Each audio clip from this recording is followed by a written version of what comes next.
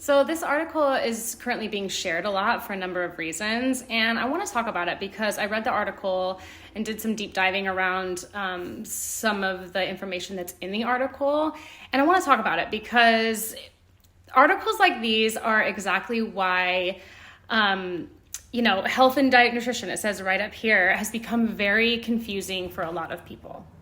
The first thing I want to talk about is what an ultra-processed food is, because that is, for some reason, lately the main focus has been around the very specific wording around processed food and ultra-processed food. And I've noticed that getting hyper-focused on the words that people use, it sways us away from focusing on the actual problem, which is exactly what media does so well. And so becoming really focused on like, what is a processed food and ultra processed food? And, we all eat processed foods. They're fine. You're demonizing food by calling it this processed food that we shouldn't eat. Like, we're focusing on the wrong thing right now by fixating on the word ultra processed foods. Okay, first things first, most of our food is processed. Okay. And this is what makes it confusing for people when they're trying to figure out what processed and ultra processed and not processed foods to eat. Most of our food is processed. Unless you're living on a farm and picking lemons straight from your tree and milking your own cows straight into the bottle, you're more than likely eating processed food on some level. It just depends on packaged food is different than ultra processed food. Like, a lot of foods are cooked and then frozen and packaged, but they're not full of chemicals and extra additives and 3 different kinds of sugar and all of these addictive chemicals and things that are going into it to make it an ultra processed food.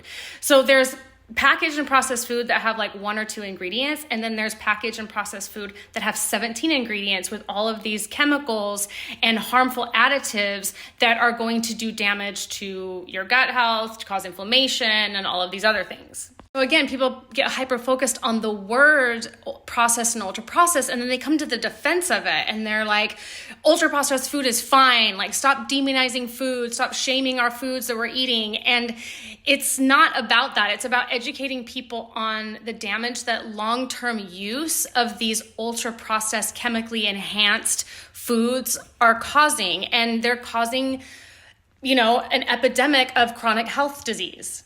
So in this article, they first talk about this man, this doctor and medical journalist that did an experiment by eating ultra-processed food for a month to see what would happen to his body and everything.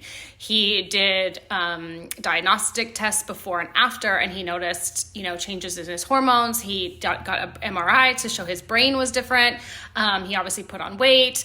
There were different things that happened to him, okay? Well, then this woman came out, this dietitian, and came out and said, I want to do my own experiment. And so she did it. And so she ate processed foods for a month, and she's saying that she felt fine, nothing happened to her, but she also lists like what she ate, and the processed foods that she ate were fine. They weren't super ultra processed. She wasn't going out and getting fast food 3 days a week, which is what a lot of people do.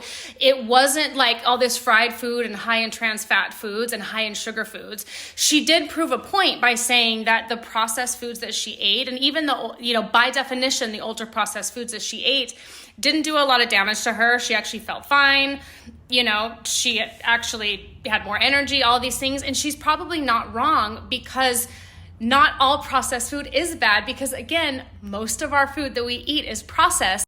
And it also has to be said that the doctor, when he did his experiment, he did before and after testing, like blood work, hormones. He got an MRI before and after, whereas this dietitian, she just kind of did it on her own, and she only went by how she felt and how she looked. So there was never any real before and after testing. And to be fair, that's not a level playing field of experimentation.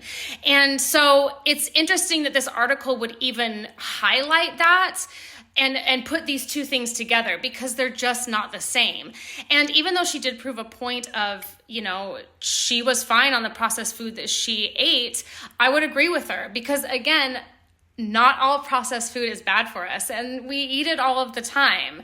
But we have to, instead of focusing on the wording around it and trying to like debunk these scientists and medical doctors that are trying to get to the root of this epidemic, that these foods, these ultra processed foods that are full of these chemicals and these sugars that our bodies cannot handle, is a huge cause, not the only cause, but a huge cause of the chronic disease epidemic that is in our country and seeping into around the world. To try to debunk that or ignore that is odd to me, because we really need to get ahead of this, because people are dying and getting very sick at younger age. There's also something that came up in this article that I see come up over and over and again, and I want to address it in the most sensitive way that I can.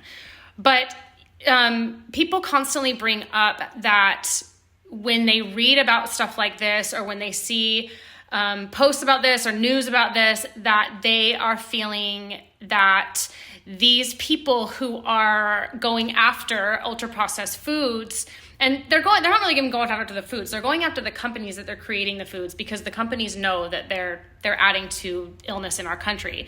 But when these people are going after these foods, that they're shaming other people for eating certain foods. They're shaming people for eating a certain way, or they're shaming people for only having access to certain foods. And I'm sorry, but I can't always get behind this, because I don't feel like educating people and trying to save people from harmful substances is in any way shameful. And the thing is like, if you are around people who are shaming you for what you eat, shaming your body, shaming you for anything, shaming you for the relationship you're in, your lifestyle, like, that's not okay. Get those people out of your life, because that shaming anybody is not okay. Okay. Just, we need to like cut that out. And you see people who troll in the comments and stuff like that, like those people, we need to ignore them and we need to cut them out completely, because nobody should be shamed for anything in their life. But to me, when we're out there trying to educate people on the damage that long-term use of ultra-processed foods can cause, it's the same as educating on, being in an abusive relationship or being addicted to drugs and alcohol. If somebody else in my life was in an abusive relationship or addicted to drugs and alcohol, which that I have had these situations, the last thing I'm going to do is go to those people and shame them for their situation. We definitely want to come from a place of love and never an energy of shame. But I am going to go to that person and be honest and say, hey, like, this is harming you. This is damaging you. These choices and these addictions or this abuse is killing you. Like, we're losing you, and we don't want you to be in this situation anymore. It's the same for a lot of these foods, because these foods are designed to be addictive, and they're designed to make us defend them. They're designed to make us say, hey, I don't want to give up that. Like, don't judge me for what I eat.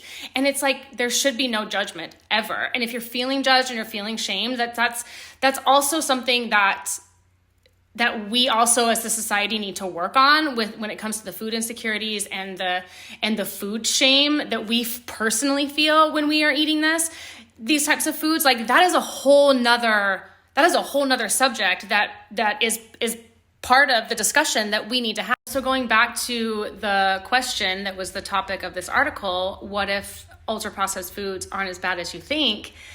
It's swaying in a way, and it makes people confused if you don't do the deep dives into where this article is coming from, the two sides of the experiment. If you don't actually fully do the research into it, you could read that and be like, like, if you are trying to figure out how to navigate this world with all this processed food / ultra processed food, this kind of stuff is very confusing, and we're easily swayed in different directions. And then we also have to take into consideration, who's paying this magazine and their journalists, because there's a big chance it's coming from big food and big pharma. So they're going to sway a little differently than, cutting out the foods that they get their money from. So we have to be mindful of where the money is coming from when we're reading stuff like this. And at the end of the day, not all processed food is bad. It's not. So we need to stop assuming that it is, but the point of all of this is, when it comes to ultra processed foods, and I'll say it again, and I'm going to beat a dead horse, is we just have to become aware of everything that is going into all of our processed foods and learning which ones are okay for us and which ones are going to cause damage if we continue to eat them for long periods of time. And please, please, please just know that you should never be shamed for what you eat. And I don't think, from what I've researched and what I've watched and what I've read, that any of these people that are out there trying to raise awareness about these chemicals and additives in food, these, barely regulated foods that are going through our FDA, they're trying to raise awareness to show the connection to the chronic disease epidemic that is rising in this country, and none of them are trying to shame people for what they eat, what foods they have access to. And again, this is another part of a complicated issue that needs to be addressed, and there does need to be light shed on that part of it as well. And if you ever are feeling shamed for what you eat or are feeling judged, please go to people who are going to support you in whatever you choose. And if you need help around something like that, if you do have food insecurities and you do have shame around the foods that you're eating and you're dealing with that in silence or not, please get the help that you need, because it's real. Like, that is another piece of the puzzle that we need to work on as a society, because there's a lot of people struggling with that as well. And it's a complicated issue. And so articles like this, they matter, and it gets people having the discussion that we should be having.